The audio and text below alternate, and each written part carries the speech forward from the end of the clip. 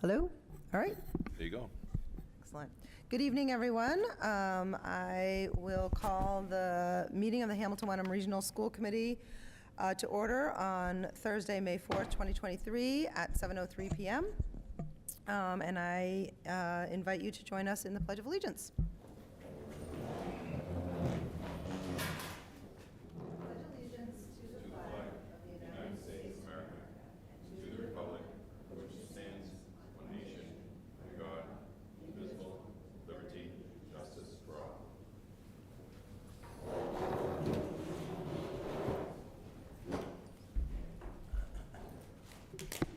Okay.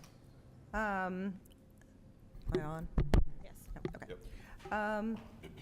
So at this time on our agenda, we have an opportunity for citizens' comments. Not sure whether anyone in the room, okay, I'll give my spiel then, okay? At this time, and this is an opportunity for us to hear you, the citizens. What I'll ask you to do is approach the podium when you're ready to speak, and when you do, I'd like you to give your name and please spell your name so that we get it spelled correctly in the minutes. I'm going to ask you to limit your comments to 3 minutes, and I will ask someone on the committee, Amy, would you be willing to time the 3 minutes? She'll just give you a little heads up when you have about 30 seconds left. And again, just know that this is an opportunity for us to listen and you to talk. So it's not a back and forth dialogue, but it is an opportunity for us to hear your voices. So with that, if anyone in the audience would like to come up to the podium, please do so. Go ahead. Hi, thanks for the opportunity to speak. My name's Jack Simons. I live at 245 Sagamore Street in Hamilton. I don't have kids in the school system. My 2 boys are grown. They went to Danvers High School. Although my younger son did an extraordinary performance at Hamilton Wenham High School in a theater competition. But anyway, I'm here because I've been chosen by the Environmental Impact Committee of Hamilton to sort of represent our committee to you, and I just want to introduce myself so when you see me here at meetings, you sort of know what I'm about. The committee was chartered by the Select Board end of last summer. We've been sort of getting organized since the beginning of the year, and our focus is to really help the town with its commission, with its commitment to be carbon neutral by 2040. So my reason for speaking tonight is to introduce myself, but also to applaud the district's commitment to reduce the carbon footprint of its facilities as expressed in the 2023 to 2028 facilities roadmap, including adopting a cradle-to-grave process for all purchases and construction projects, exploring the installation of solar generating capacity, and installing infrastructure upgrades and means of reducing consumptions. These are excellent goals. The use of energy performance contracting, as mentioned in the roadmap, is a promising way to help fund needed investments. The Environmental Impact Committee is eager to assist the district in accomplishing these goals if there's a way that we can. How am I doing on time? You have about a minute left. Well, let me just say, I'm not here to harangue or complain, yet, anyway. But really, you said it's to hear from us, but I really want to hear from you. I've worked with schools and school systems a lot in my former career as a child psychologist, and I know each is different, each is unique, and it's important when you want to partner with an organization to understand how it works and what its priorities and what its agenda is. So I'm just going to be here really to listen initially, and wanted you to know who I was sitting in the audience. So thank you very much. Thank you. Thank you. Okay. Is there anyone else in the audience that would like to speak? Okay. Mr. Tracy, it doesn't look like we have anyone on Zoom? Doesn't look so. Okay. All right, at this point, then, we will close the Zoom comment link, and we will end the public comments, citizens' comments at 7:08. Thank you. All right, next up, I think it's me. The reason I couldn't remember who was going to read the protocols is because it was me. Okay. For those of you who have been watching, we tend to review, we try to review a brief portion of our committee protocols at each meeting. As elected members of the Hamilton-Wenham Regional School Committee, we, including the superintendent, accept the high honor and trust that has been placed in us to ensure that the students of the district receive the best education possible. To that end, we hereby commit to the following in the conduct of our business. Number 3, the school committee will establish a vision, create policy, approve a budget, and assure accountability to sustain continuous improvement in teaching, learning, and facilities. Members agree to leave the day-to-day operations, including business transactions, to the superintendent and staff. Members of the school committee recognize that authority rests only with the majority in its decisions. Okay. Next, I'm going to ask David Polito to read a brief portion of our school committee mission statement. Sure, Dana. Hamilton-Wenham Regional School Committee will lead and inspire a district that supports and guides the superintendent to execute and achieve the approved 2022 and 2023 district goals. Thank you. All right. Next up, we are fortunate enough to have our student representative with us this evening, Whitney Fitzgibbons. Mr. Tracy, I don't know if you need to do anything. All right, None. Whitney, you ready? Okay. Thank you all for having me. As you may know, I'm here to update you all on what is going on at the schools in our district. At the high school, the seniors are having a very busy end of year. Senior art show and spring concert is on May 9th. Seniors are headed to a Red Sox game on May 15th. The fabrication technology class, which consists of only seniors, create a human-powered amphibious vehicle every year in which they race on land and water. This year, the race will be held on May 17th. The last day of regular classes for seniors will be held on May 16th. They will attend Six Flags on May 19th. Their senior prom is on May 25th. And finally, their graduation is on June 3rd. As for other classes, AP testing is going on this week and next. Junior prom will be held on May 12th, and freshman and sophomore dance is scheduled to be held on June 9th. As for clubs and sports, there's boys and girls lacrosse, baseball, boys and girls track, softball, and boys and girls tennis. And similar to last year, the boys and girls tennis teams are having very strong seasons. Fashion school at the high school has just started up, along with DECA ICDC, which consisted of members who qualified after states and went to Orlando over April break, and one of our own seniors, Eliza Bassam, placed in the top 10. At the middle school, an original play called At the Edge of the Light will be performed tonight at the high school in the auditorium. Their spring concert is on May 16th. 8th graders will be headed to DC later this month for the first time since 2019. The last class to go on this trip was the current seniors in 2019. Also, art club, track, and golf are going on. As for the elementary schools, at Winthrop School, 5th graders went to Project Adventure earlier this week.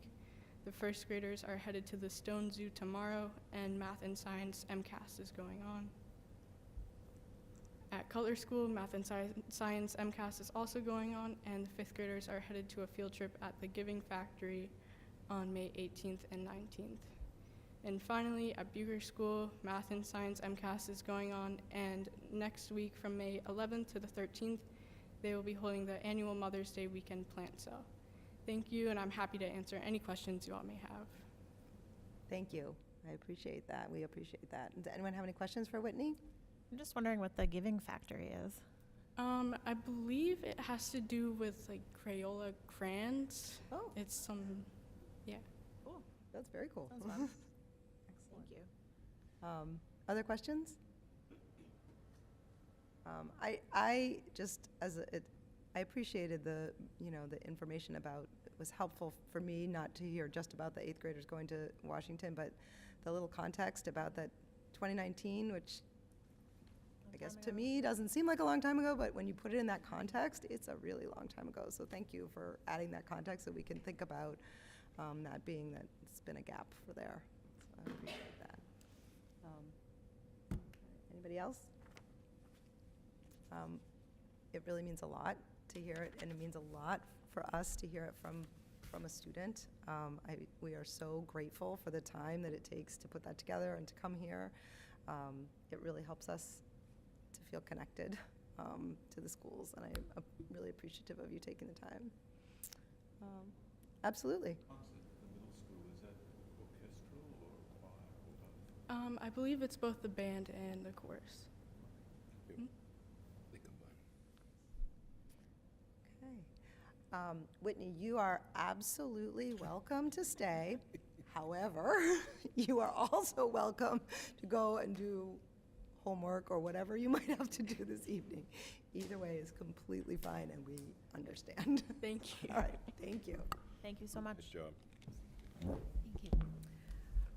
Okay. Our next agenda item is the consent agenda. Do we have items that people wish to hold? I would like to hold the Columbia field trip, please. Okay, the Columbia field trip. I have just a quick question. I've never held a warrant, but I have a quick question, Vinny, so get ready.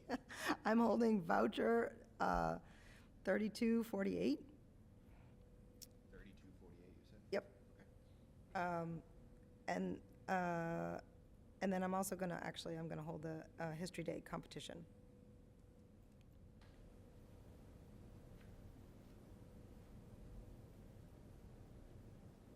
Okay. Anybody else? Okay.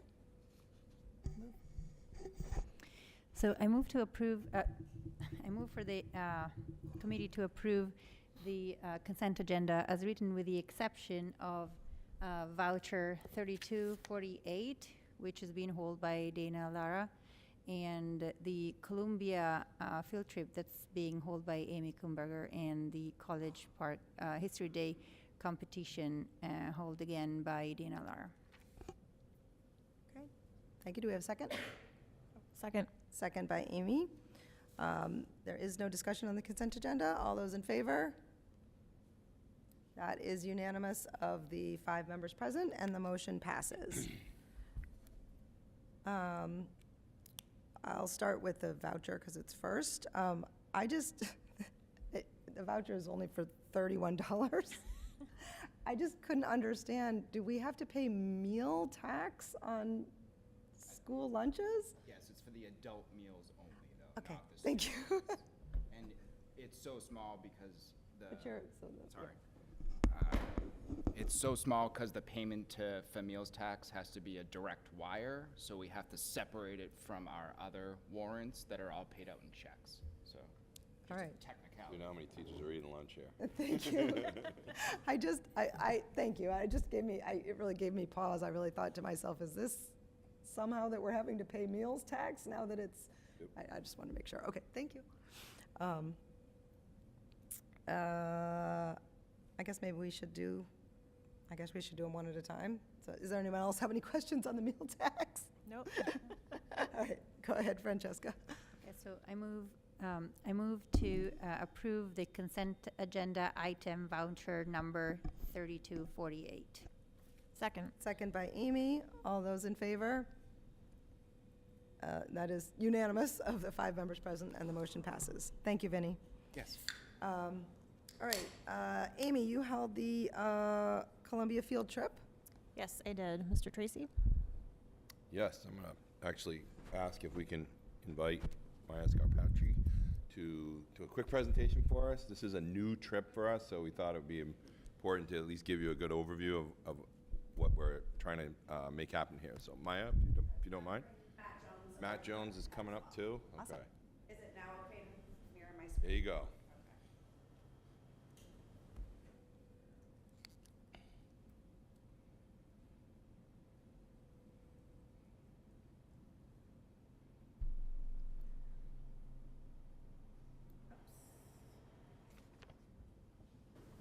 Okay. Hi, I'm Maya Scarpacci, and I have my wonderful department head, Matt Jones, here with me too. Thank you so much for having us. We are proposing a new field trip for our juniors and seniors next year, Columbia 2024 over April vacation. And Matt's just gonna talk a little bit about why we wanna go to Columbia. Thank you for having us. Colombia is a unique opportunity for our students. This is not a destination that we've traveled to before. We have done several trips in the past to Peru, but we wanted to give the students an opportunity that they may not have otherwise or that they may not consider going to. Colombia has experienced a great renaissance. It's gone through a lot of revitalization, and there's a lot of connections to our curriculum, to the 4 CP, the 4 AP, the 5 CP, 5 honors and 5 AP classes. So all of our junior and senior classes for our students who take Spanish.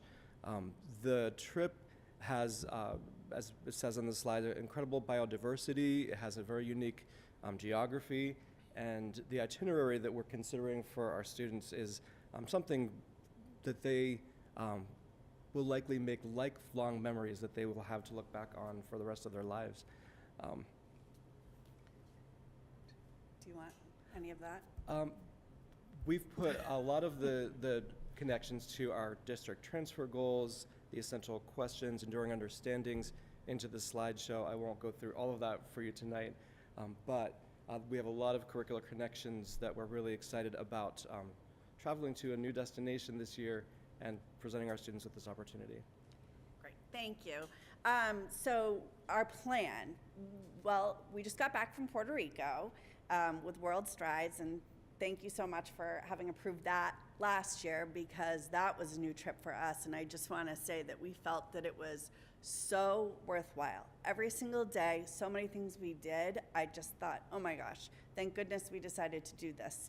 And I actually hear that we've inspired a couple of neighboring towns and districts to think about Puerto Rico as an option for their students as well, which really makes me so happy for a lot of reasons. So we're trying to think outside of the box a little bit with this trip as well. And World Strides graciously put together an itinerary for us, but with a lot of collaboration about how we can connect to our current curriculum. And at the beginning of our Columbia unit with my juniors this year, I asked them, to do a brainstorm. What do you know about Columbia? When you hear Columbia, what do you hear? And, asking 17-year-old kids that question now is very different than asking adults our age, right? What connotations immediately spring to mind when you think of Columbia? And, they're thinking of the music and the sports teams and the history and the geography and the jungle and the beach and all of these really great places. So we tried to put a lot of those things into our plan.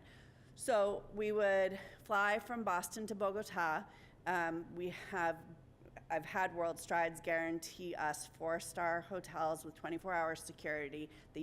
Most of these companies do not like to guarantee anything, but I have it in writing that we will be at 4-star hotels in the zones that we pick, at the hotels that we choose. Zona Rosa is like kind of the back bay of Bogota, so we'll be in a super safe neighborhood in a beautiful hotel. And we'll spend a few days in Bogota doing tours of the city, a quick excursion to some amazing waterfalls with a hike, and then we'll fly to Cartagena, which is on the northern coast. It's on the Caribbean coast of Colombia, and it's actually one of TripAdvisor's top 10 destinations in South America. It's the second biggest city in Bogota, and it's a colonial city that's walled like San Juan, but then it also has a really metropolitan Miami Beach area as well. So you kind of get the modern and the colonial. So we'll be there for the rest of the trip, really exploring, because there's so much there. We'll do a Colombian coffee experience, which really is at the very heart of their economy. We'll do a bike tour of the city. We will go to and participate in a cumbia dance show, and the kids know that cumbia music is connected to the African roots for many Afro-Colombians. So that's a really cool connection to our curriculum. Then we will actually go to the first freed enslaved people's village in the Americas, which I can't even believe, I didn't even realize it was so close to Cartagena, because this is something that we also study. And it's really sort of the center of the Colombian diaspora, African diaspora. So that's where all the music the kids listen to today, whether it's like Bad Bunny and the reggaeton, or the stuff we listen to in class, it all comes from there, which is just really cool. We are deciding between a couple of options on day 7, and then super close to my heart is the Gabriel Garcia Marquez walking tour of Cartagena, which connects to our AP curriculum. He's the master behind 100 Years of Solitude, Love in the Time of Cholera, Nobel Prize winner. I mean, I am like, you know, I just can't even believe we'd have the chance to walk in his footsteps. I just really kind of blows my mind. And then towards the end, we'd be doing more of our outdoor excursions. The Islas del Rosario are just these stunning little mini Caribbean islands. They're not far from the coast. So you just kind of, I mean, you can kayak through them, you can take a glass bottom boat through them. We'd likely be doing some paddle boarding, kayaking, maybe snorkeling. We're still working on, you know, what activities that we'd most like to do. And then we come home. So it's a shorter trip than Peru. 9 days, we'd be home on Saturday, would give the kids Sunday to kind of recover. So the details for this is that the price is about $4,000. That's about $1,500 less than the quote I got for Peru. So that's pretty great. That's based on ideally 30 or so participants. It includes our breakfast and dinner, guaranteed 4-star hotels in both cities with 24-hour security. Faculty ratio of 6-to-1. It may actually be less than that, which would be great, because Stephanie Sprouse's husband, who was a chaperone on our Peru trip, would also like to come with us on this trip, and it's always great to have more adults. And then our faculty chaperones are Matt and me, Stephanie Sprouse, and Brian Menegoni from the principal, and we will likely have room for one more faculty chaperone. We'll see. So it would be open to seniors and juniors enrolled in Spanish 4 and 5. All students must be in good academic and disciplinary standing for this trip. That will be super important anytime we travel out of the country. You know, we need to make sure that the kids understand that it's a huge privilege, but also a responsibility. So grades have to be kept up and out of trouble. And so I put in some great resources that I've had so much fun following, and I believe you all have access to this presentation, but I highly recommend, if you're on Instagram, the 2 sites that I put in every day. I'm looking at those and texting my colleagues and saying, oh my gosh, look at this, we're gonna get to do this if we can go. The Columbia tourism website is phenomenal. They've put in a ton of time, effort, money into really revitalizing their tourism industry, and this is just the most amazing time to go with, as we know, always the most amazing kids that we have here. So thank you for listening, and if you have any questions, we're happy to answer them. Thank you. Thank you. Thank you. All right, questions? I have a question. Amy? Is there, thank you for this presentation, by the way. I would also volunteer to be a chaperone. Is there an opportunity for scholarship for students that might not be able to afford the trip? We've been talking about that. Right. We have not done it in the past, but we had actually talked about think an easy thing to do would be that when parents do sign up for the trips, that they have an option to donate a certain amount of money to offset the cost for other students. And I think, and Mr. Tracy could probably speak to this better, but maybe in some special circumstances, there might be things that We do have opportunity. We put money aside for scholarships for things. We don't want kids to miss out on opportunities because yeah, of money. I mean, nothing breaks my heart more than if kids say they want to go, but they can't. So I think we've talked about, I know it matters to Matt. Oh, you could talk about it, actually. That I know Absolutely. that's one of your priorities for the trips. Yeah, absolutely. So we've also talked about doing some sort of fundraisers to work together with the kids, help them to just put a little bit of value behind this is a trip that they're earning, that they're working towards, that they have kind of some skin in the game, and we really want to give them an opportunity to be invested, I guess, just in the experience. So we've talked a little bit about some fundraising ideas in the past. We've done car washes. We've had the kids do donations, various different things. We're kind of still in process of discussing those things, but we would definitely be open to absolutely to fundraising ideas. Awesome, thank you. Thank you. Other questions? So I actually had the same question, and I guess as a follow-up, to the idea that there might be some aid available, I guess I'm just curious about how, or is there a plan for how to reach, or how to let students know that they should come forth to you and say, I have interest in this trip, but I'm concerned? Like, is there a way to get the word out that they're, because For I can sure. see in a situation where a student wouldn't even voice interest because they know that that's not a possibility with that amount of money.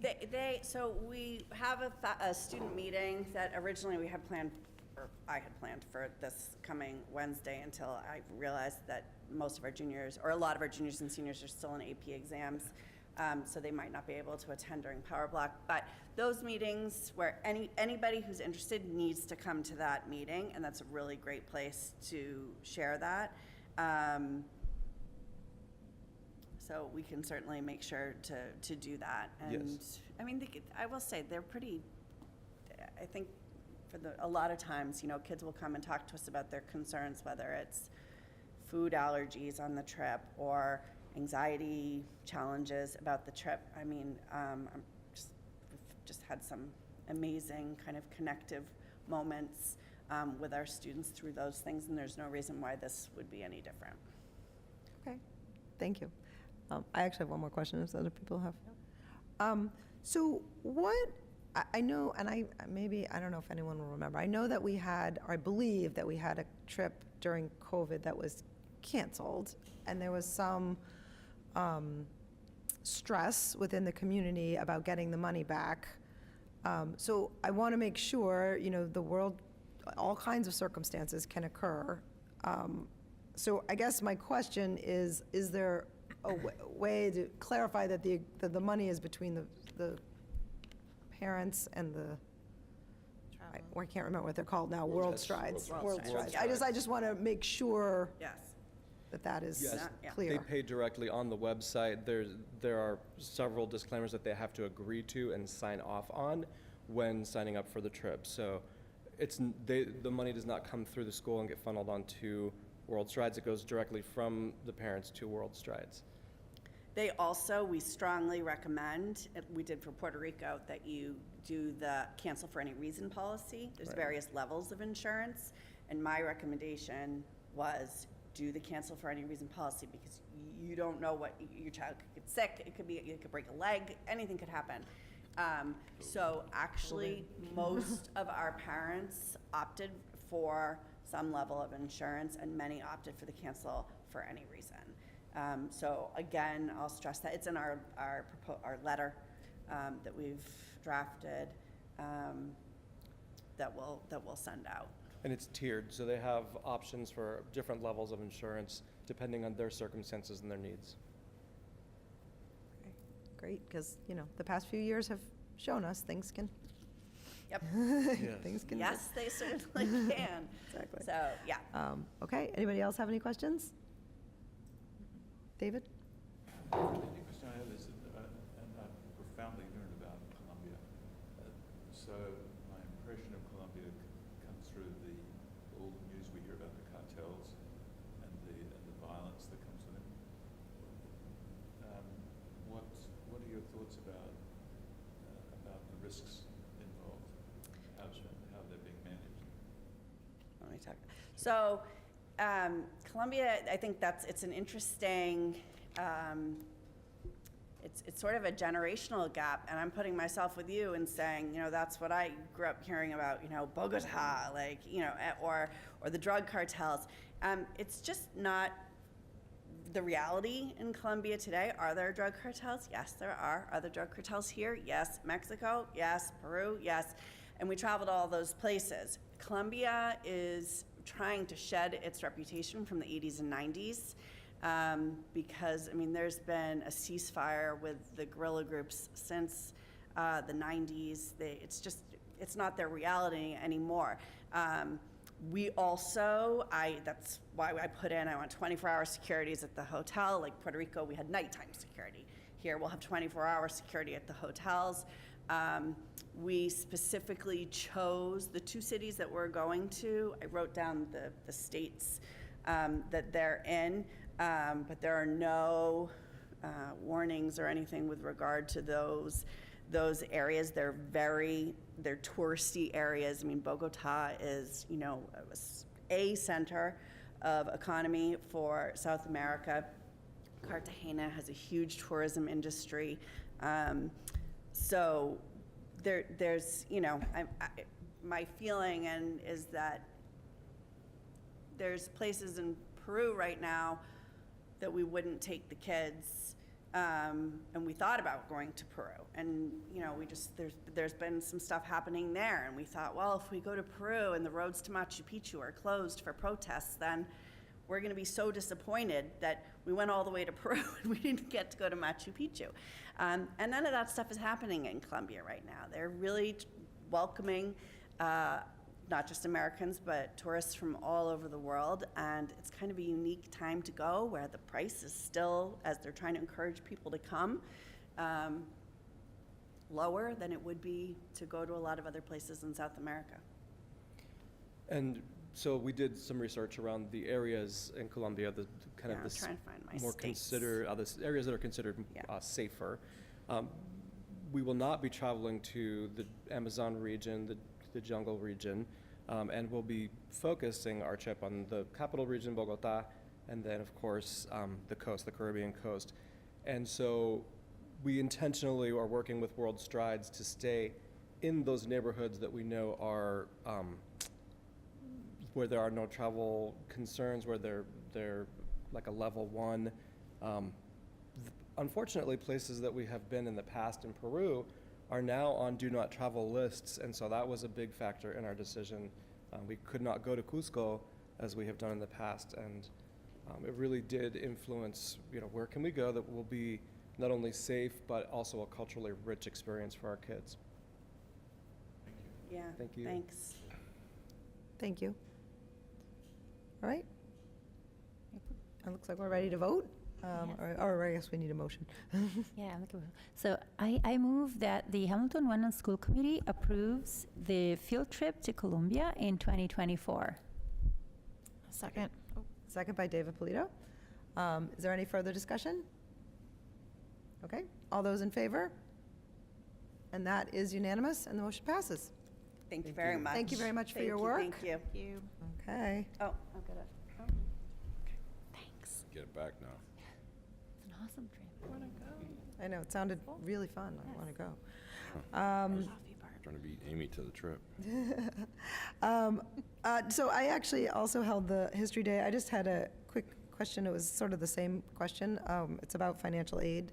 I just wasn't quite clear on that form whether there was opportunity for financial aid Yeah, for there- students that can't afford there- that trip. The one thing I will stress, even though it says no on this form, there will always be opportunities for kids who need money, who need support, and families so that they can go. I don't want to ever have an issue where a family says, I can't send my kid because I don't have $300, and that's a we'll figure it out, basically.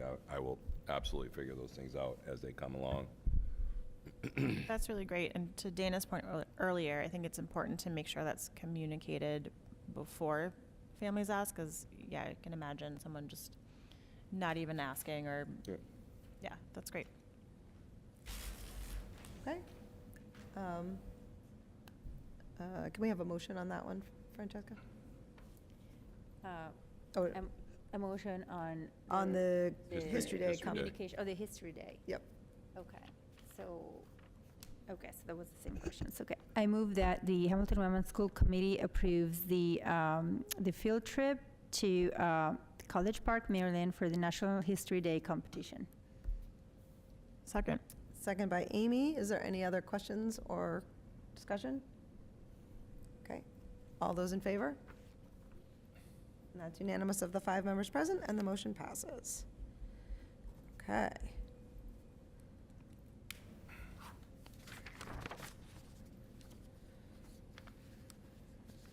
All right. I think we're on to new business. Yep. Okay. Oh, can I just say thank you for the donations before we move on? Absolutely. Thank you to Friends of the Arts and the class of 22 for trees, and to the Hamilton Human Rights Commission for a tree. All right, thank you all, thank you. All right, next up is I'm not sure who's presenting the class. Invite our familiar face, Julia Zaptis, up to Excellent, to talk do the about class presentation. twos.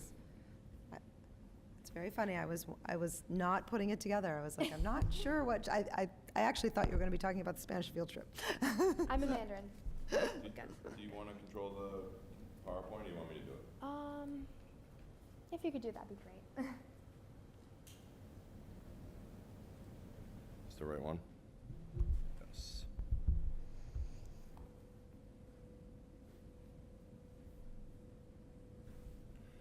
Okay.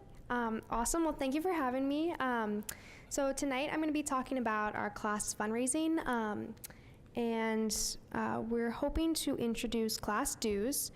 So currently, students are responsible for generating every dollar of their class funds through multiple fundraisers. And these fundraisers often generate a small return on investment of time and disproportionately burden a small number of very active students. The time and resources dedicated to proposing, designing, and implementing these fundraisers comes at the expense of charitable endeavors as well.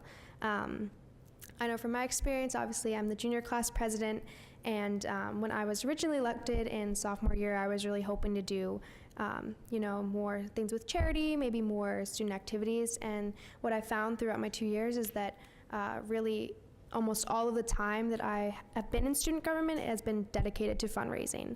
And so this would release some of the burden that we have to do that.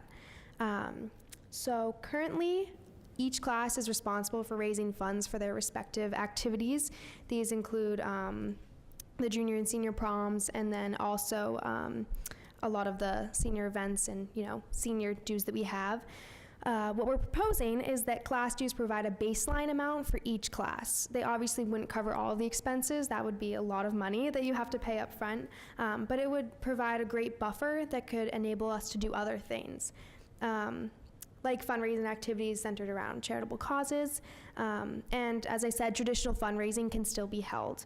Currently, we have no dues. The proposed amount is $50 per student per class. And the advantages of this, currently the advantages of being in student government is that students learn to organize and lead, but the proposed would be, obviously, we still learn to organize and lead, but it also reduces the pressures associated with fundraising and promotes equity between classes, and then it opens up opportunities for charitable activities. And even more than that, just community building activities within the school, any other creative ideas we have. Right now, they're centered really around monetary benefits, but there are a lot of other benefits we would be able to explore. And our current disadvantages is that the burden falls unequally on students, and fundraising choices also appear to conflict with the school's nutritional goals. A lot of our fundraisers center around food, because food is a very great motivator for students, as we found. But the proposed, it may be burdensome for some families, but obviously there would be ways around that, and we would be able to combat that. And so this is just some student data. So students in student government, we surveyed whether they would prefer no dues or dues. And the skewed representation of this is very interesting to me because, as you can see, the class of 2026 had half and half on what they would prefer, but as you get to class of 2024, obviously we've been through the fundraising, we know how it works, and you can see the reality of the situation is that it's really challenging to host fundraisers that make the money we need. So you can kind of see people realize that more and more, I guess, as we get older. And so just for some schools in the surrounding areas, we would really be on par with all of our neighboring schools. As you can see, pretty much everyone else around us, Georgetown, Ipswich, Manchester, Essex, Newburyport, Pentucket, Triton, they all have class dues, so we would just be joining them on that. And again, it's a proposed $50. This would make $5,000, assuming 100 students per year, which would be a great buffer. It would enable us to not only focus on other community building events in the school and charitable causes, but also to release some of the pressure we have. I know that a lot of times in the past we've done, restaurant fundraisers, bake sales, car washes. We did the Kids Night Out, which was successful, but it really has never generated the money that we need to host events that are really expensive, like junior prom and senior prom. And even the fundraisers we do now, a lot of times, if we sell sweatpants for the class, that money ends up coming from students or families anyway. And instead of having to constantly go to them with new fundraisers, it would just be more upfront, easier, and for a lot of families who are busy and don't want to look at all the fundraisers we're doing, simpler. So that's all I have, and I can take any questions. Thank you. Thank you for that presentation. Francesca. Is this also only for the high school or also for the other schools? I believe the high school? Just Just the high school. Okay, thank you. Yes. Thanks for clarifying. And nice presentation. Yes, thank you. Other questions? I have a quick question on this slide. So do you have a sense of, oh, no, I guess actually not on this slide. I guess you were sort of saying that it would be about $5,000, you'd raise about $5,000, assuming about 100 students. Do you have a sense of what did your class raise this year? Yeah. So this year, I believe, we have it on a sheet somewhere. I don't have it here. But thinking about the fundraisers we did do, I think it was, we do have it on a sheet right here. Mr. Beckwith was prepared. Really a broad support staff. I didn't see. you? That was clever. Our class taking, so obviously the prom tickets offset the cost, some of the cost of prom, but taking that out of it, I think it was around maybe 2,500, somewhere in there. Don't quote me on that. But for this on here, total student government for all 4 classes, we had 26 fundraisers. And there was an average of 5 to 6 students involved per fundraiser, but that's only 5% of a 100 student class. And this is what we find a lot of times is student government kids really do the most of the fundraising work. And on average, based on those fundraisers, the net return was only $350.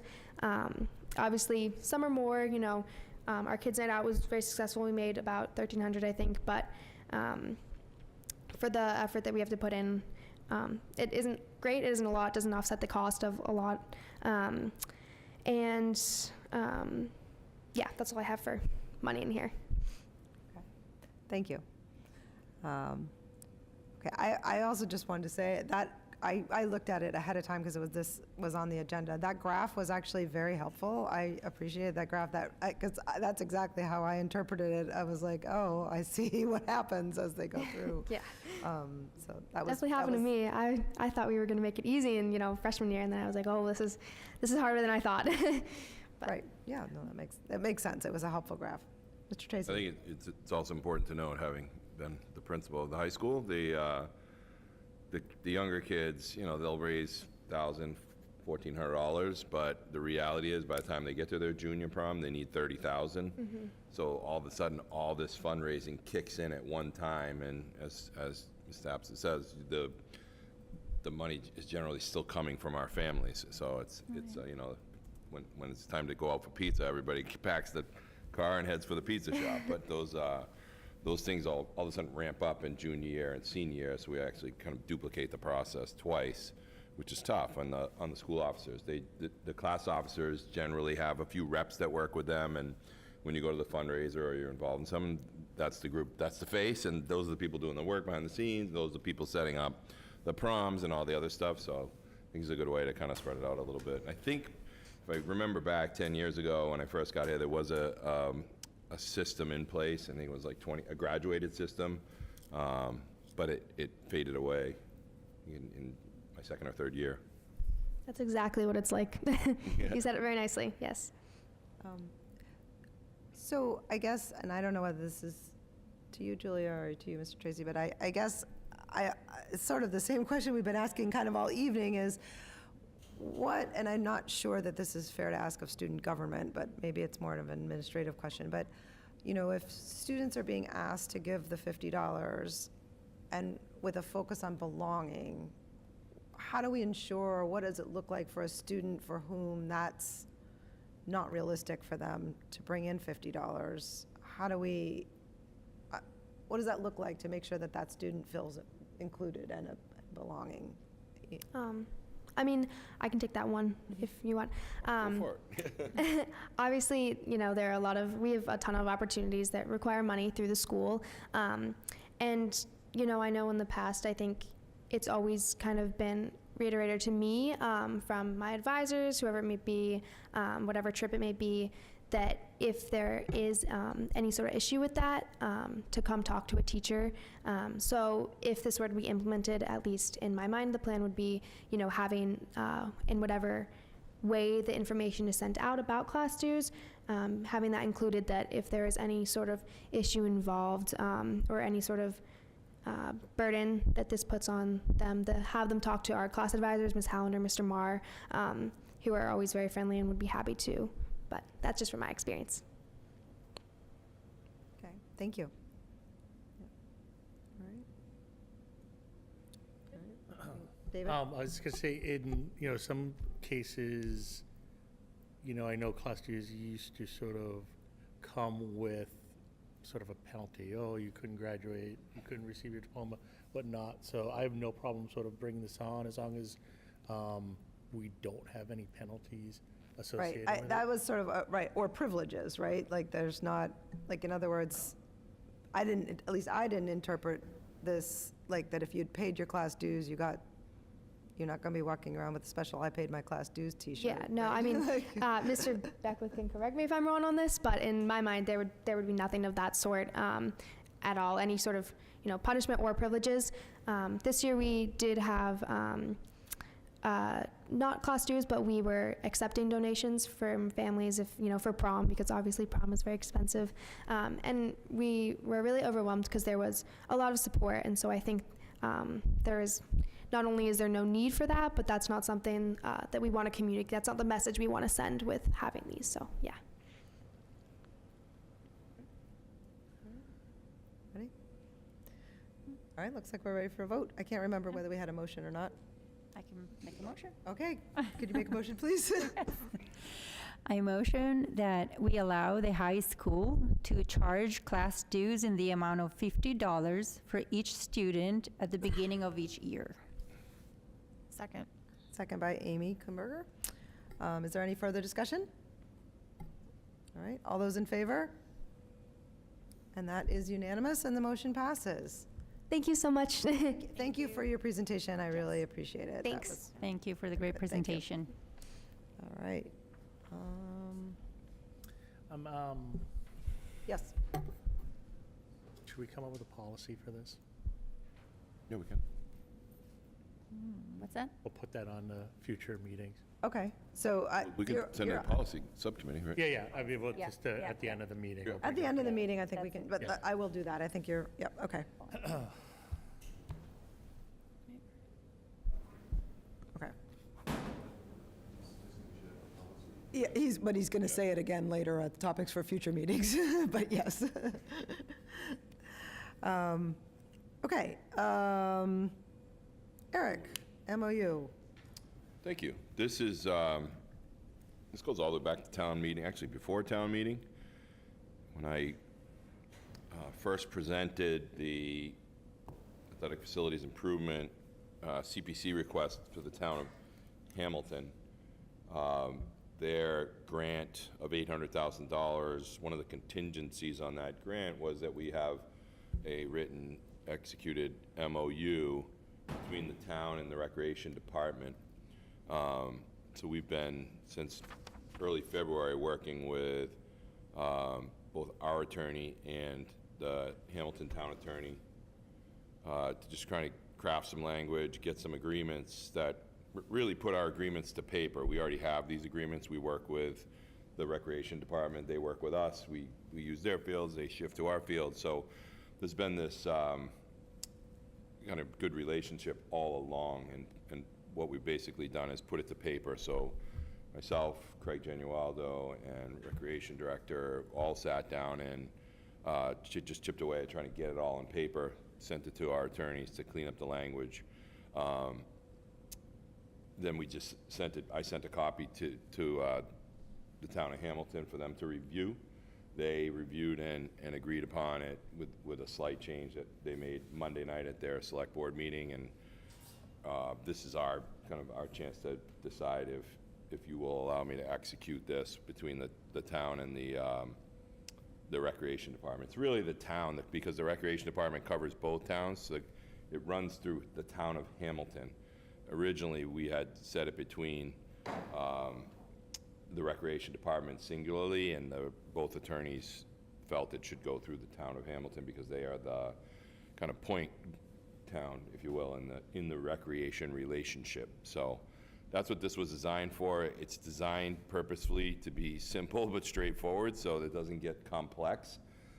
It also allowed to put to paper some things for the public, general public use of our facilities. And, you know, as we said in our meetings and in all of our presentations, some of the realities related to this will include the public coming and using our facilities when there's not some event that's already been pre-scheduled there, you know, using the track, the tennis court, softball field, things like that. So that's what this MOU basically covers, and doesn't box anybody in. It doesn't force anybody into any particular place. And the one good relationship we've always had with the town of Hamilton and the recreation department has been just you can make a phone call and make adjustments. So we're trying to keep that intact as well when we need to. So. Okay. So you are looking for us to authorize Me you to sign this document this? on Okay. behalf of the district. All right, so maybe we'll start with a motion, and then we can have discussion. All right, so we're looking for a motion for authorizing the superintendent. Okay, I move that the school committee authorizes the superintendent to sign the memorandum of understanding between the Hamilton Wenham Regional School District and the town of Hamilton as presented in tonight's agenda. Second. Second by Amy. All right, are there questions or discussion for the superintendent? All right, my quick question is, I think you said they made a change. Did you say there was a change? There was a, originally we were saying let's review it annually, and then during the meeting, we kind of hashed it through, like just for reality's sake, just leave it in perpetuity and then give everybody an opt-out clause. So there's an opt-out clause. There was both, but it doesn't need to be reviewed every single Right, year. but this 'cause then is it's the going to one that's both presented committees. here is the one that. Correct. This is the okay. correct version. Just Yep. making sure we're signing the That's why correct. it changed on Tuesday. Yeah, no, I just wanted to make sure we were Yep. approving the correct version. This is the Okay. correct version, yeah. Okay. Francesca? Yeah, and as you said, I read it and it seems like a very simple, straightforward document. I just wanted to make sure that our attorney has revised it and approved it. Yep. Both the district school committee attorney and the town attorney, Tom McElhaney, both have reviewed it, made their changes and adjustments, and this is the final piece. Great, thank you. Okay. Looks like we're ready to vote. Right, all those in favor? And that is unanimous of the 5 members present, and the motion passes. Thank you. Okay, Next up is the FY23 Vinny? year-end forecast, Vinny.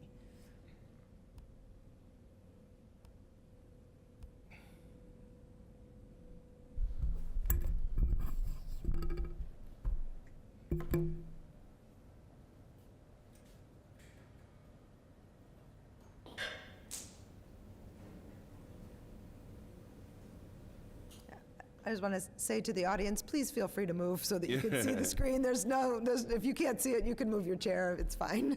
Please. We want you to be able to see the screen.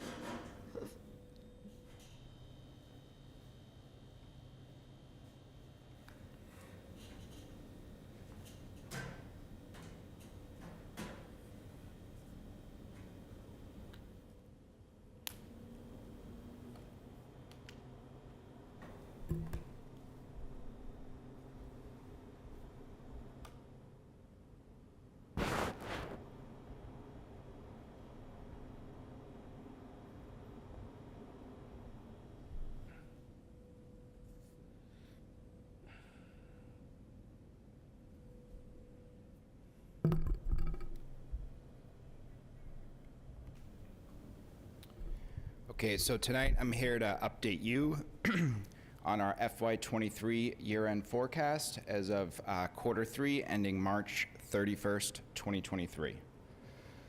So before I dive into everything here, I just wanted to point out how this presentation is set up. So many of the predictions we made in quarter 2, many of the items we forecasted hold true to quarter 3. So what I focused on here tonight for this presentation is what are the changes between our Q2 forecast and our quarter 3. Instead of going through all of the items all over again and going through whatever happened throughout the whole entire year, I tried to shorten it to save you guys from another long, boring financial presentation. But of course, if there are any questions on this data or any of the other data, please don't hesitate to ask.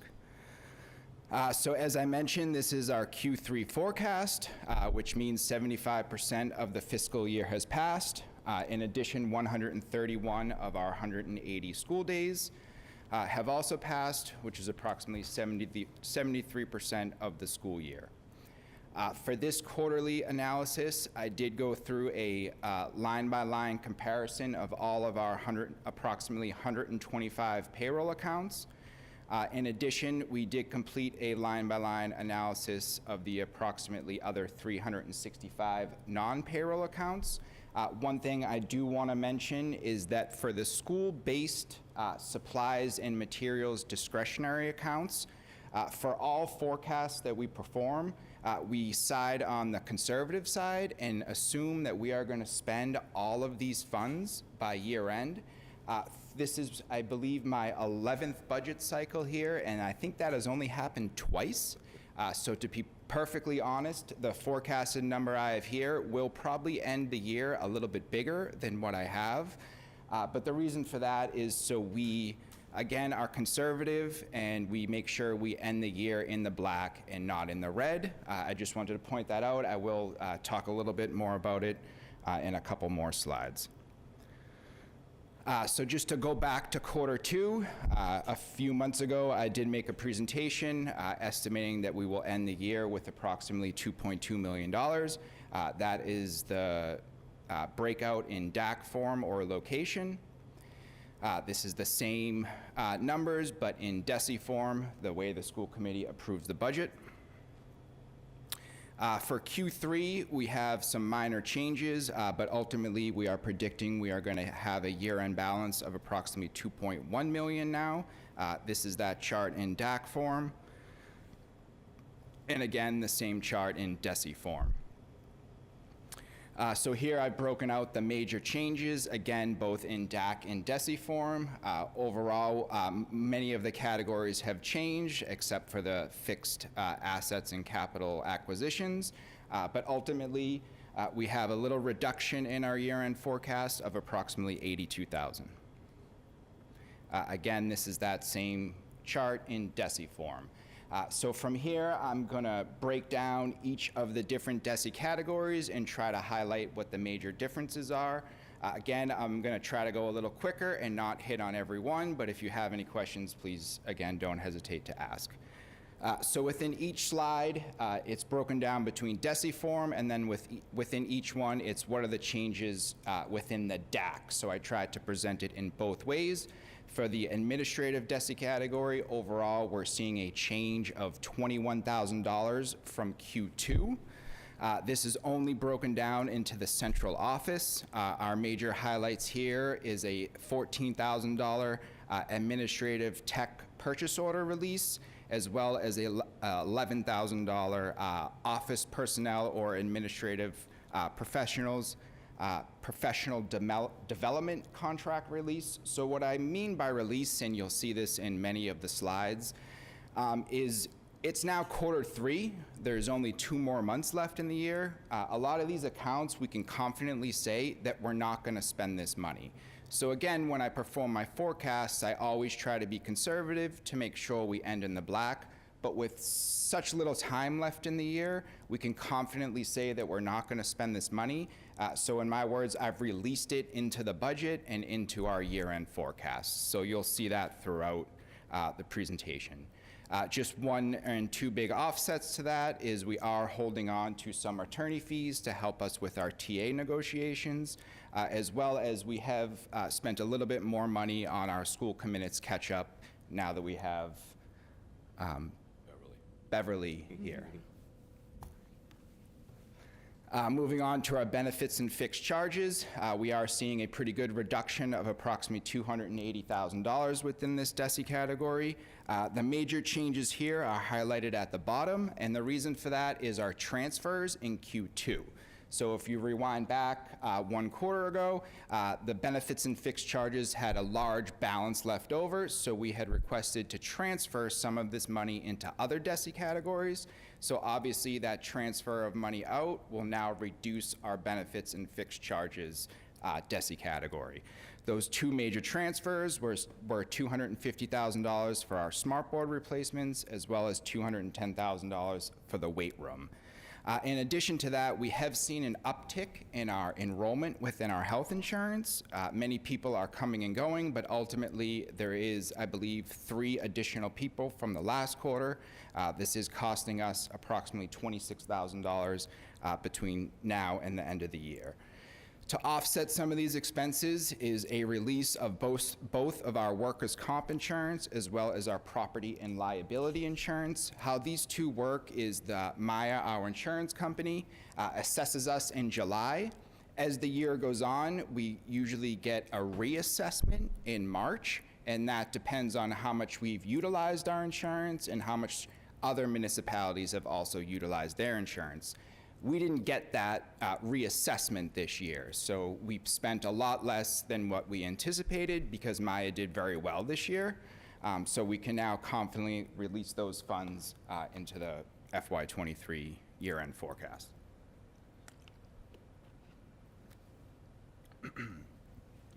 Moving on to guidance counseling testing, we just have a very minor change from Q2 of a reduction of approximately $1,700. This just relates to the guidance department's purchase of the Naviance software that we accidentally incorrectly coded to a different DESI category. During my year-end forecast, I noticed this and transferred the funds. It just ultimately changed what my Q2 forecast was going to be. In terms of our instructional materials, equipment, and technology, we have seen a reduction of approximately $36,000 based on the Q2 forecast. The major changes here are within the technology DAC, where we actually saw a lot of our iPads at the elementary schools go down in the past quarter. So we replaced 1 cart at each of the 3 elementary schools. That cost us just under $42,000. In addition, during the transfers in Q2, we asked to purchase additional laptops for teachers. Those came in at about $6,000 above what we anticipated, so that also reduced our instructional materials DESI category. Some offsets to that are givebacks in supplies and software, as well as the big one, which is the special ed DAC, releasing approximately $15,000 as it relates to their other instructional services, contracted services. So again, this is the one DESI category where I believe is going to change between now and the end of the year, again, because I held on to a lot of the building-based funds. As an estimate, for in total between the 5 schools, there's approximately $600,000 in their discretionary spending supplies accounts. Right now, they've only spent about 55% of it. So I believe there will be somewhere between $100,000 and $200,000 left over at the end of the year, which again will change this number. For our instructional leadership DESI category, we are seeing a change of approximately $17,000. The major item here is a reduction in the special ed DAC, where we had a lot of turnover in our administrative assistants positions, and it required us to bring back some of our retired administrative assistants to help train the new ones. We obviously had to pay them, so it increased our salary lines and cost us about an additional $6,000. To offset some of these expenses is stipend releases across the entire district. During the budget process, just as an example for the Bucher School, we budget 3 club stipends for teachers to oversee clubs. Now, what happened is either there wasn't enough participation from students to run the club, or there wasn't a teacher who wanted to run the club. Now, again, since there's only 2 months left in the year, those clubs aren't going to run between now and the end of the year, so we've released those funds back into the budget. In terms of our operations and maintenance, we are seeing a change of approximately $43,000. Some big offsets here is around the technology DAC, where we released approximately $43,000 for infrastructure improvements. The reason for this is last year, if you remember, during the end of the year, the school committee authorized us to purchase $250,000 worth of Wi-Fi devices. A lot of this money was going to go to that. So because we paid for those items last year, we don't necessarily need the funds this year. In addition to that, we have overloaded our technology department with devices this year, and that is their main focus, as well as replacing all of the smart boards. So we're not attacking the tech infrastructure as much this year as we had anticipated because of everything else that is going on. In terms of our other teaching services DESI category, we are seeing a change of approximately $41,000. This major thing is around TA vacancies, where we now have a vacancy of 1 TA at approximately every single school except the high school. We have a couple resignations at the end of the year, which have added to the leftover residual balance in this category. In addition to that, some offsets relate to our transfer in Q2, where you can see we transferred approximately $40,000 for boiler work at both the Cutler and the high school. In addition to that, we did transfer out $15,000 for some new furniture at the Bucher Elementary School. 2 things I did not anticipate that I will mention is our increase in daily substitutes. So when I estimated how much we were going to spend on substitutes in Q2, I was basing that off our run rate. So meaning how many substitutes did we have from September to January, and then using that same calculation to predict the rest of the year. What I did not anticipate, which I will admit I should have, is that a lot more people call out in the later half of the year. So I should have increased that rate because most people utilize their sick days in the months of February, March, and April. So that additional cost is now factored into the forecast, which had an uptick of about $13,000 is my prediction between now and the end of the year. In addition to that, we've also had 3 additional FMLAs, which has caused 3 more additional long-term substitutes, which get paid at a much higher rate. That means we have incurred an additional $33,000 for our long-term subs. So just the substitutes alone, we're seeing an increase of nearly $45,000. For professional development, right now there is only 1 change we are predicting, and that is because we received an early retirement at the Cutler Elementary School, and therefore we will not be paying out the last 2 months of their salary, saving us approximately $6,500. For programs with other school district, this is our tuitions out. It covers both our school choice that comes out of the central DAC as well as our out-of-district placements, which comes out of the special ed DAC. It's only a $5 rounding issue for central, so I can move on to that, sorry. So for the special ed department, they submitted a updated year-end forecast for their out-of-district tuitions, where they have notified us that they are predicting the out-of-district tuitions to decrease by approximately $137,000 between now and the end of the year compared to their Q2 forecast. Some offsets to that were additional Q2 transfers, $60,000 for our Red Cats, and the $70,000 for the laptops that I did mention briefly earlier. For our pupil services DESI category, we are seeing a change of approximately $137,000. Some of this money comes from our lunch monitor vacancies. Across the 3 elementary schools, we've had a hard time keeping them here and having them employed every day, so there are residual balances across the 3 elementary schools. In addition to that, we did have some soccer goal replacements within the athletics department, which cost us an additional $2,000. The central office is seeing savings of about $8,000 because the ESSER 2 grant picked up the salaries for our community family engagement liaison, thus bringing the money back to the central office. And then last, the special ed department gave us another update for their transportation of out-of-district students, where they are now predicting by June 30th that it'll be $102,000 less than what they predicted in quarter 2. I believe the last DESI category is teachers, where we're seeing a change of approximately $29,000. The 2 big items here are 2 additional unpaid FMLAs, one at the middle school and one at the high school. Because these individuals don't have the sick days to cover it, they go on an unpaid leave, and those salary savings go back to the budget at year end. In addition, the special ed department is not utilizing some of their extended day tutoring salaries, so we have released approximately $11,000 back to the budget for the special ed DAC. So just to bring it all back together, that ultimately means that right now we are predicting that our year-end balance will be approximately $2.1 million.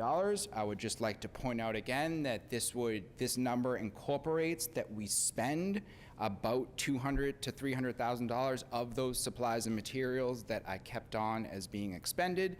In addition, it also incorporates the prepayment of FY21 out-of-district tuitions that was approved at the Q2 presentation that I made. And that wraps up the presentation if you have any questions.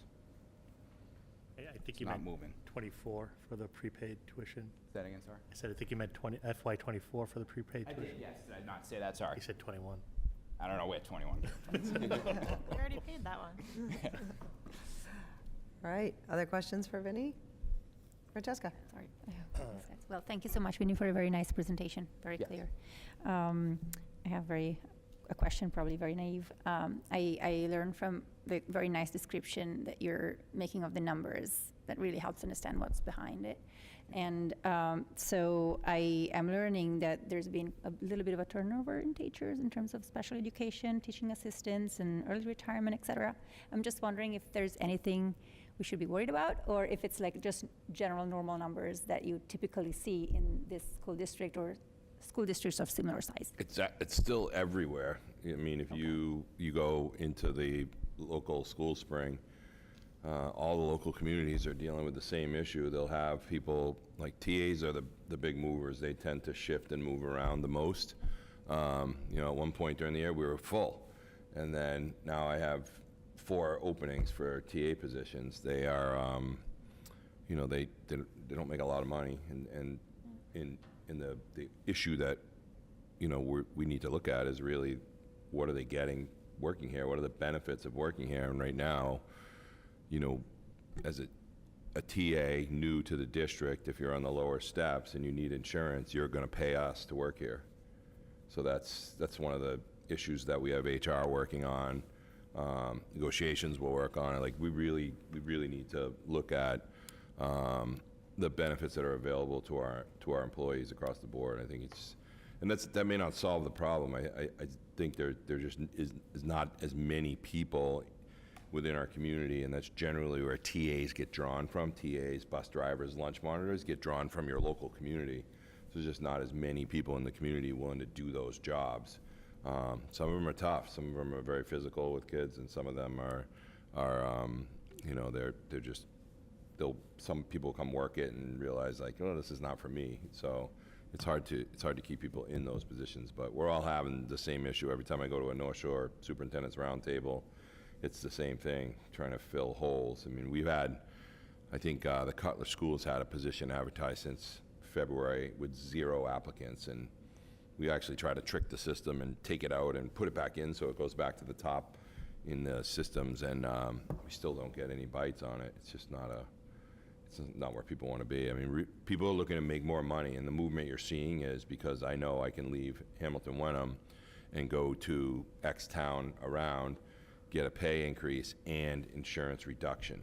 So many of the towns around us are 70-30 or 80-20. We happen to be 60-40, which is you know, if you are a starting salary teacher at $47,000 or $8,000 before taxes or anything, your insurance comes out, and you need family insurance. That's $12,000, $13,000 out of your paycheck for that year, just for your insurance. That doesn't count all the other things that come out as well. So it's it's something that I think all districts are trying to figure out.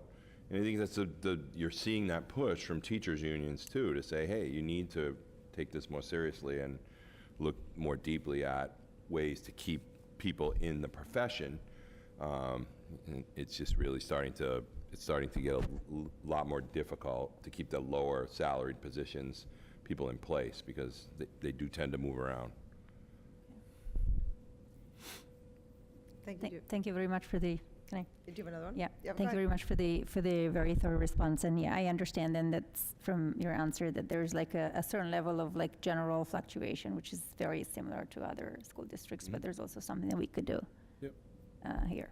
Okay. Yeah, there are Thank you. definitely things we should do. I mean, one of the realities, do we look at incentives? Do we look at signing bonuses? Do we look at, you know, there are lots of things to look at. I just don't know if they all fit for us. So it's really how, so we have our HR director. She's actually currently working on the goals related to next year. And part of that is, you know, that employee retention program. We really want to make it so that people want to be here and want to stay here. And in order to do that, you got to afford to be able to pay your bills and, Right. you know, to take care of your family. What's the typical profile of a TA? Are they a fresh out that just graduated as a teacher? No, the typical profile is often someone that holds a degree in another area outside of teaching, has children and is looking for that school day window, if you will, so that their kids can go to school. Like many of our TAs are parents that have kids in the school district, and they work the school hours, and then they can go get their kids. So they're not necessarily brand new. Sometimes teachers, people who would like to be teachers, will start that way. They'll kind of get their feet wet by becoming a TA as they're working on their degree, and then they'll get their degree and their certification and then become a teacher. It's also a way for them to determine, I don't think I want to do this either, you know, so that it works kind of two ways. But most of the staff that we have in the TA realms are people who have generally elementary, middle school kids, and they need those hours to be able to kind of manage all the other things outside of school, the events and activities and things like that. So. We have relationships with like Gordon College. I hadn't quite realised is highly focused on turning out teachers of the category. Do we have kind of a formal relationship in any way with them to try and stream some of their graduates or near graduates? Not a formal relationship, but we have a lot of our employees came from the Gordon program. And in fact, you know, some of the newer employees we hired last year and the year before came from Gordon. There are people, many of our teachers who were employed with a bachelor's degree did their master's programs at Gordon. So there's a relationship there. It's not formalized in writing.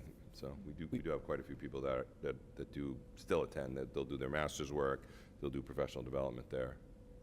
We do get some fellows from Merrimack College as well. Yeah, Merrimack and So Endicott colleges. we used to get a couple from Salem State too, but not this year. Yeah.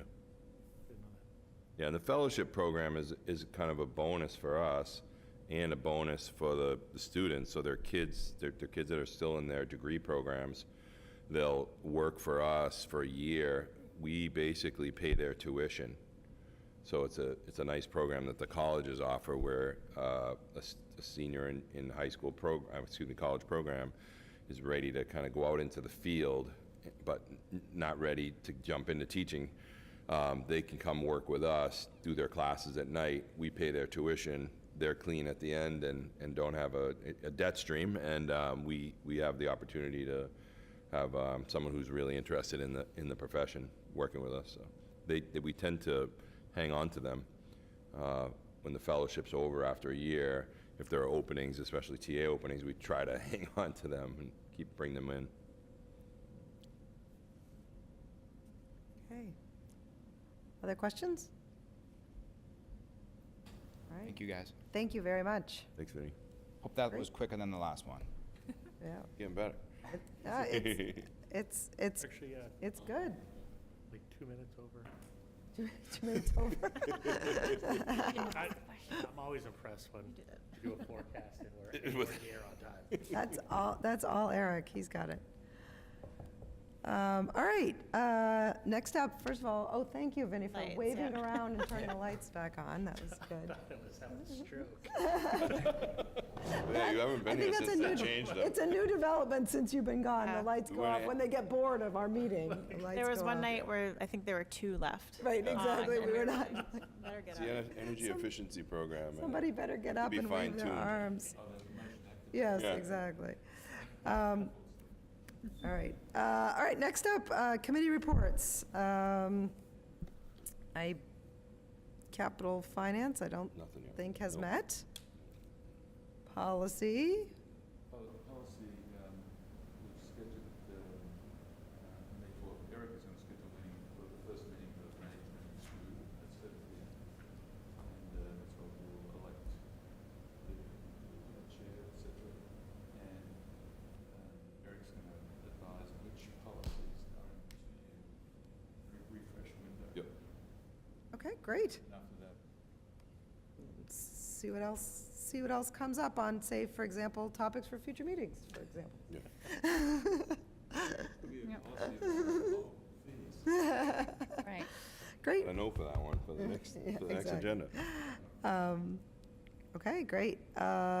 Negotiations? Yeah, so we met yesterday to begin our process with the creating the new TA contract. Excuse me. We met with Mark, and I think our next meeting is scheduled the 17th. Correct, 17th, yep. So we are skipping next week, where we'll begin sort of coming up with the ground rules with the representatives from the union. So about to start getting busy. Yeah. Thank you.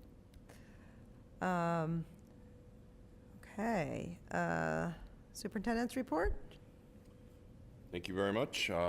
Pretty straightforward this week. I do have one faux pas I have to straighten out. I had the wrong date for the Principal Appreciation Day, which was this past Monday. And I thought it was this coming Monday, but I blew that one, so I had to kind of take that on the chin and put that out to the staff. But I apologize to the principals. But the upcoming week, we have Teacher Appreciation Weeks next week. We have a whole bunch of activities that we'll do, and this is really where we appreciate the push from our friends groups. They really do a ton during that week. I mean, they do a ton for our teachers all year long, but they'll do some fun activities and things next week. Mostly food related, which seems to work. And And then Wednesday, May 10th, is the National School Nurses Day. So we'll also do a little something for them and the work that they do. As you heard earlier, we have AP exams going on. They traditionally take place now in the first 3 weeks of May each year. And those will close out at the end of next week.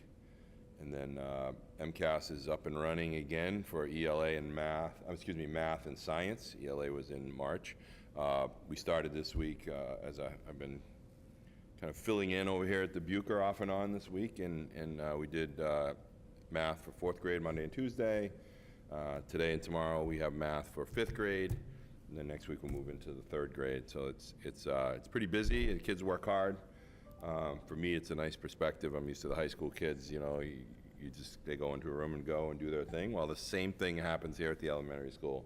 They go in and they work hard, and they really put their heads down and go to work. So it's fun to see, and it's a tough time for kids. It's a long day of really focusing, and as you probably know, everything's computerized now.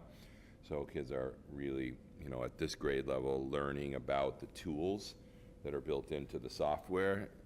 And that in itself takes some time to figure out. So things are going well there. And then the final thing is that I just lost my train of thought. Excuse me. The last day for seniors. You already heard it. It's coming up in the 16th. And what they usually do during that time is they'll finish up their exams the following week. They'll do activity days, which are generally workshops that are life-based, you know, how to change a tire, how to get along with your college roommate. They do a little self-defense. So there are these little mini workshops that they go to kind of end out their school year that teachers will do. We have outside presenters come in and do some things. John Koch has always done kind of this very straightforward self-defense class for us. So those are fun activities come up. The proms are coming, and this is, you know, this is the season. As a high school principal, you don't sleep very much. So I feel for Brian and Jeff and those guys, because you're really out every single night, and you know, you go to these events and you worry every single night about kids and kids being safe and kids making good choices, and you know, and that's one of the things that you'll see come out in this week's weekly is really like, we got to do this together, the families and the school department, keeping our kids safe. This is a tough time of year for unfortunate events, and we don't want to be part of that. We want everybody to be on graduation day, be together and celebrating and have a great time. So I look forward to a great end of the year. It is flying at us. It's coming extremely fast. So that's all I have. Thank you. I just had a quick question, Eric, about I can't remember, are they senior seminars, those short things?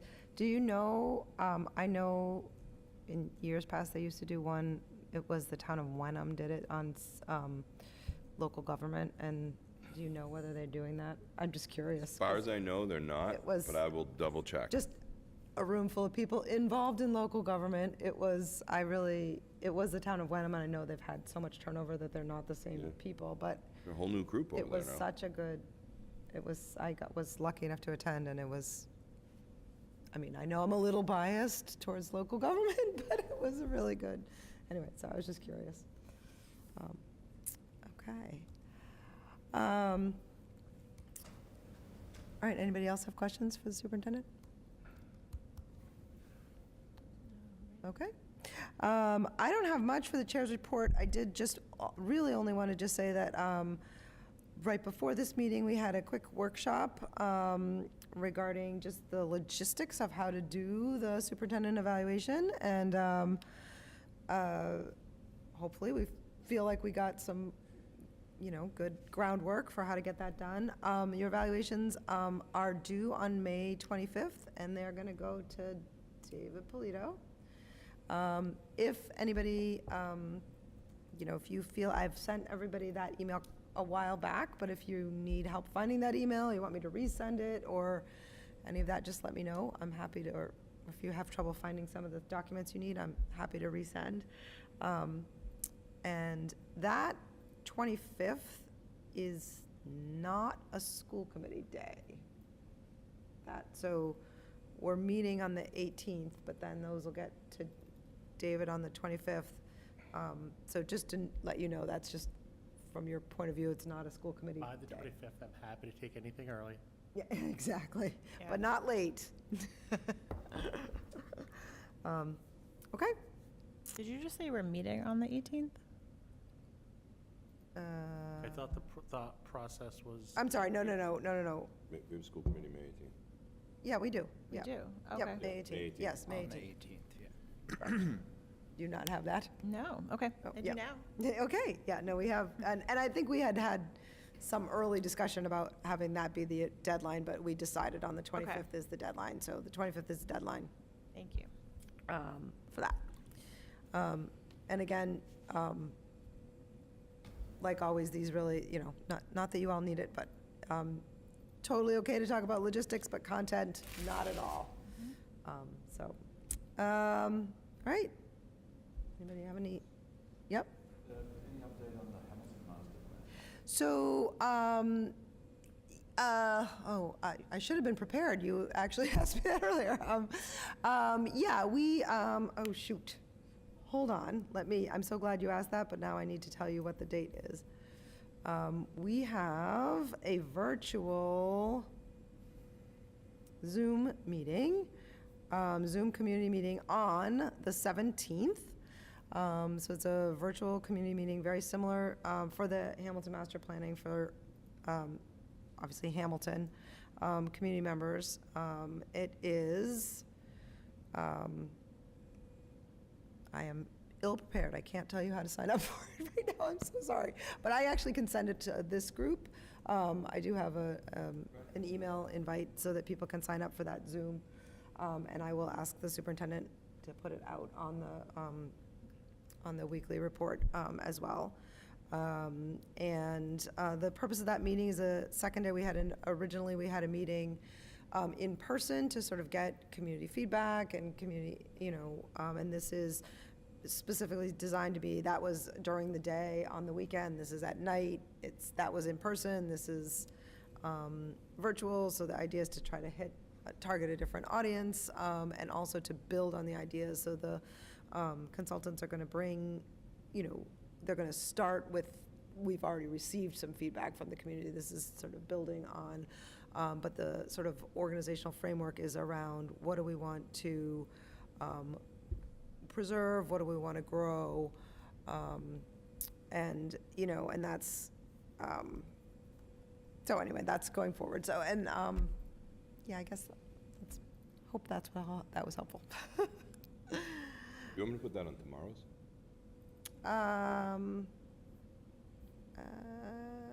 Yeah, I mean, certainly could go on tomorrow. I can send it to you. Send it to me, okay. Yeah, it could go on tomorrow's. But again, because it's virtual, people could sign up. Yep. And, okay. Let me write that down. I was just wondering whether they're working towards the Wyndham master plan is working towards defining a 10-year vision, and then stepping back. Here's our aspiration vision. Let's not just step out how they can get there. I'm just wondering whether Hamilton's doing something. It actually it's interesting that it does sound like it's we've, to be frank, we had a little bit of a rocky process at the beginning, and it sounds like the process is a little bit different. We've got before us now, we have all the existing, we sort of started with all the existing conditions, and that's kind of what we have. Correct. And our idea is, and maybe this is the same thing, that what we're working on now is creating and communicating to the public that we're not really creating specifics. Like, we're not going to be saying to the public, and then we're going to build this project, right? It's around creating a framework for future decision-making. So for challenges and obstacles, and also opportunities that come forward. So how do the select board, the FinCom, how do they make decisions to create a framework? So, and we don't really have that yet, to be frank. We don't have that framework yet. So, yeah. Excellent questions, and, and in some ways funny that the two towns are kind of separate on this because there's so much that does overlap, but there are a lot of differences also. So I don't know if you've experienced, but I certainly found in terms of working with the consultants, like trying to clarify to the consultants the amount of connectivity and interconnectedness between the two towns, I think is difficult to understand if you're not from here. It's different than most places, so. Anyway, thank you. And I do intend, it will put you on an agenda to hear, I think we should continue to have updates on the master planning, even though I was ill-prepared. Thank you. Okay. Do we have topics for future meetings? Nothing.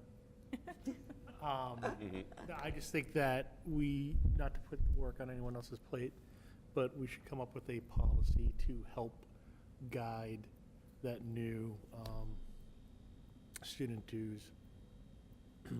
Really try and make their life easier.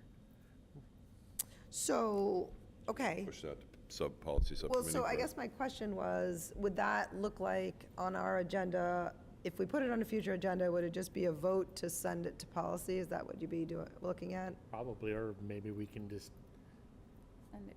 send it to policy here. You Right, know, like, well, I don't that think was kind of my that's- question, is Yeah, that, I mean, we might, I don't know exactly the proper way to do that, but I mean, the way to do that might be to, what you'd like to have on a future agenda is for policy to come up with, to bring forth some sort of proposal, To right? vote on, right? Well, yeah, no, I just see, the great work that they did Yep. and sort of coming, up with this idea that I think is really good, and I just think that we should put something in place to sort of help them now bring Yeah. it to fruition. It's almost like it's a topic for future meeting on a policy agenda, like, yeah.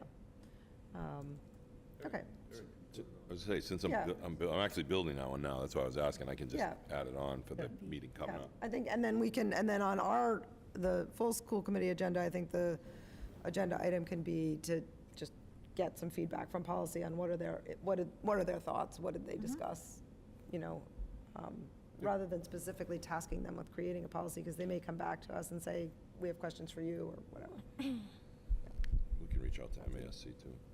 Yeah, I'm sure Okay. that there's Somebody gotta has be one. a million, right?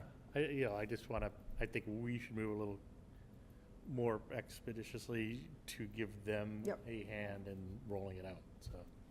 Okay. But like, is there a process that we have? Like, if there's like an idea for a policy that stems from like this meeting, how does that get routed to a subcommittee? Well, I was saying, that's kind of what I was trying to, I was Oh, sort of okay, trying to figure out the right Oh, okay, logistics, because okay. often you might, if there were a discussion or here on, let's say, an agenda item, and there were a discussion, and somebody might, in the discussion, we might have a vote on, let's send this to policy, let's okay, have the policy okay. subcommittee. And I guess, to some extent, that's what just occurred here, right? Yeah. I mean, we could vote on it, I mean. Yeah, Ah, if we we could can just make do a that motion. now. Can we make a- Because we usually don't, because, We typically don't vote if it wasn't on the agenda. It's Yeah. something that we're going to vote on. And that's kind of what my question was, is like, do you want me to put it on the agenda for next time? yeah, no, I to mean, my only real send it to concern- policy? And so I guess it's a really good opportunity just to say, this is kind of this is a gray area, because sometimes it's like, oh, this is not the heaviest lift of a policy. But I don't know exactly how busy policy is, right? Like, policy will go through these, Right. marathon meetings at times where they couldn't even touch a Right. new topic for, so I'm sort of saying this with some hope, being ignorant of not being here the past month and a half, that maybe we could get in there. I just saw an opportunity there to sort of try and help Yeah. the situation. Now's the time to strike, because Yeah. we just finished all the policy reviews, so Right, it's a and, bit of an open window. right, and they just scheduled it, I mean, they have it on their agenda, they have a meeting. Just put it on the agenda. Yeah, Yeah. Yeah. I guess, Right. yeah, I'm a new committee member for the, subcommittee member for the policy committee. I'm happy to bring it over there and bring it to their attention and see how they want to handle. Would that work? I don't know. Or is Yeah, that? well, I mean, like I said, I think I think we've effectively done it. Eric is going to put it on the agenda. Okay, and- great. And we're not tasking. Got it. What we're trying to tell you is it never goes this smoothly. Right, it doesn't usually go this smoothly. We might be, right, So, but I think we're good. And from my point of view, my agenda item that I'm going to put on a future one is to get a report from policy, and that could just come under committee reports, but I'm going to just make sure that I say, and, Yeah. and you guys can come back with whatever you say about that, like whether you're going to create a policy or whether you have reasons not to or whatever. So, okay. All right, excellent. Any other topics for future meetings? Yeah, I think a recurring topic should be updates on the master plan Okay, yep, and its interaction with our whole capital budgeting process. That's sort of preempting. okay. We can try to make sure we put that, Heard at this last meeting that, several pressures were verbalized. One is, why the hell do we have all these redundant services in town? I'm the schools, like redundant police, redundant secretary.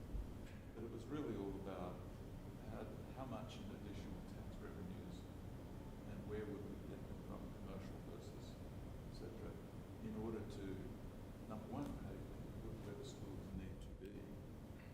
Therefore, we need to know how much money is needed to get to where the ideal schools would be. okay. So there's an iterative So, process. I think it makes sense to put a master plan. Do you feel like a master planning update, would you like to do that at the next meeting, or do you feel like it's, Well, it's like these committee reports, if it's routinely on there. right, we can put it, There's nothing more to say. Just say, right, we haven't met, or we're wrapping up, or whatever. Okay, yeah. It's on the radar. So for now, I'm gonna put that on our next agenda. I'll put, we can put that, and then we'll go from there. Okay. Yeah, By then we'll have at least the Wenham vision statement, which was crafted okay. much of Want to have that on a separate part of the agenda, Tuesday. No, I think it could just go under committee reports, right? Or- master planning? Yeah. Put it on- Okay. Or, Okay. could go, I don't know, I guess it's not committee. It's Yeah. Yeah, it's not a It's more like a liaison. I think there's a little discussion. I think it's a liaison report, really. Yeah, We we- could have a separate liaison report. Okay. At some point, What? I don't know. I'm just thinking, I think there's some room for a discussion, a table discussion to be had. Because, as I'm sitting here thinking about it, I'm like, at some point, which I think is what David's trying to get to, we do need to start sort of overlapping, making sure, and trying to work cohesively. Right now, Hamilton is working in a silo, Wenham's working in a silo, and we obviously try not to, but we do work in our own silo. In order for this to be, and again, this is why I think there's room for discussion. Yeah, well, so we can have it as a Yeah. separate agenda item, Yeah. master planning reports and discussion, or master planning discussion. Yeah. Okay.